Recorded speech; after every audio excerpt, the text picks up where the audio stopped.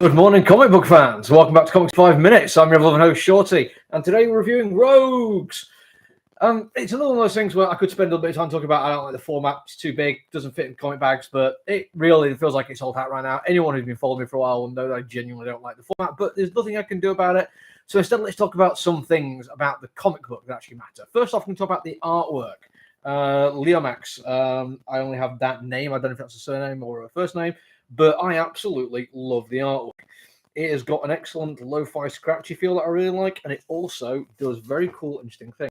This page, that is a single fixed image with lots of motion, and it shows a progression of time without actually really worrying about showing too much else like that. It's brilliant, and it's also really good quality artwork. The coloring as well is fantastic. That is something I actually have a name for. That's Mateus Lopez. There are huge shots like that where the coloring just washes through everything. It makes it a part of it. It doesn't really oversell it. And then we have fun with just page layouts where the coloring, the palette they use can flick depending on what is going on. Basically, the kind of coloring stuff I love really well. It's not like as full and as vibrant as, let's say, your Geordie Bellairs, but it is absolutely great at doing what it's supposed to do, which is telling a very kind of tight personal story for a long period of time. It's also, though, it's a heist. And it's quite a cool one. I mean, it's going to start with them going, getting the gang together as they always do. But the final intent is to go and steal a whole bunch of gold from the place where Gorilla Grodd is from. Because apparently Gorilla Grodd is like insanely wealthy. He just comes to the human world because he wants power and he wants money, which I didn't know. But I don't really read Gorilla Grodd stuff, so you know, it's just a thing. But these people know, these rogues who get their gang together, and it is a weirdly good little heist start. I have some issues with the idea of like the first issue of comic book should just be getting the gang together when it is an ensemble team. I think it can be an unnecessary bit of the story, but to gloss over that for a high story feels like he's not doing justice to the source material. So you kind of have to have those moments, which includes people who say they're not going to do it, but then turn up to do it, including breaking one guy out of rehab because he's like the linchpin of everything. But there is a subtle hint made that he might be having some other issues.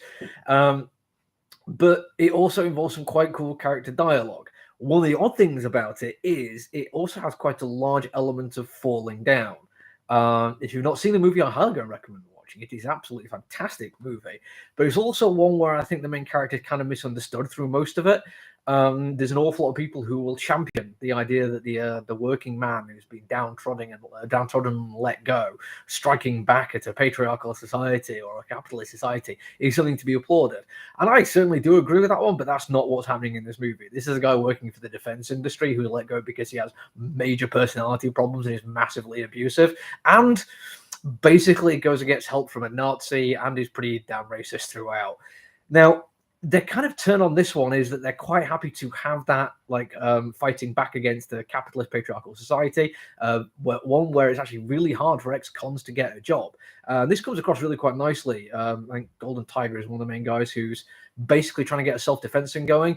He does it in a park, doesn't really make much money, but he's struggling because he doesn't have really good credit. He's an ex-con, so he can't get into a studio and he can't get like regular decent clients, and that sucks. And there's somebody who needs medication to control the thing that makes them a villain, but their insurance means they can't do it. It's America, which is a broken system where people don't just get help when they're sick. It's weird for British people to see that, but all that kind of makes sense as to why they would do it. I mean, there's some less than honorable motives. But that then leads into the ending of it, which goes in a completely different direction. And it weirds me out a little bit. It kind of feels like they're trying to grab from too many different places. And I don't know, maybe there is an intent that they were trying to do a falling down style story, which also weirdly includes one of the ex-cons, the main one, Captain Cold, basically getting absolutely harassed by the police, or I think possibly a part of the marshal service, and also his boss taking the mickey out of him and commenting on the fact that he doesn't really get paid that much because all his money goes back to the state for his crimes that he's committed. And he's like the leading force behind actually pushing everything on. And he kind of takes advantage of people who are struggling to do stuff because of their criminal backgrounds. And he literally murders people as well, which takes it from that whole, like, there might actually be a genuine reason to do this, and flips it just being like, and they're also going to murder people to make, well, one of them is going to murder people to make sure everyone stays on side and they know exactly what they're doing. like I say, it feels like it's kind of grabbing a few things from a few different places, and I'm not sure all of it lands. But it's interesting. The dialogue is actually pretty sharp, and it looks fantastic. May not be the best comic book I've read, but for Josh Williamson, it's a bit of a step up, and it certainly shows some, I don't know, some willingness to try something a bit different, to try and do something that isn't just standard superhero fare, and I like it for that. That's it for me today, though. I'll be back tomorrow. Until then, look after each other, everyone. Stay safe. Bye.